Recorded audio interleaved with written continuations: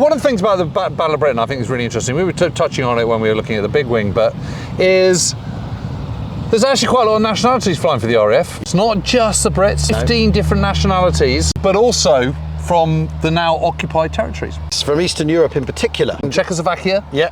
From Poland. And it's the Poles that make the biggest contribution. 45 Polish pilots flying in the Battle of Britain. And in fact, these foreign pilots are a really important component because there's a manpower crisis emerging as the Battle of Britain continues, but they haven't got the people. And also, I think it's remarkable is how they got here in the first place. They didn't come up the M11. So how are these Poles and Czechs getting here? I think it's crucial to remember Poland didn't surrender. The government went into exile and their troops were ordered to leave, and they were leaving behind family, friends, loved ones, and told to regroup and reorder in France. They were told to get somewhere where they can continue to fight. And then those that got here who could fly sort of turned up and offered themselves up to the RAF, right? If you can't understand what those instructions are, you're not fit to fly. It doesn't matter how good a pilot you are. There is a visceral hatred of the Germans. Yeah, their families and loved ones are back in Poland and they don't know what's happening to them. They've destroyed their country completely. They're ferociously brave. There's no getting away from it.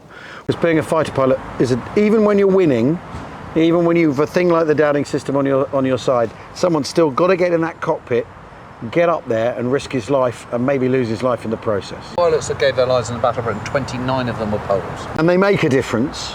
Finding enough bodies to get into planes, and the Poles are a really important part of that.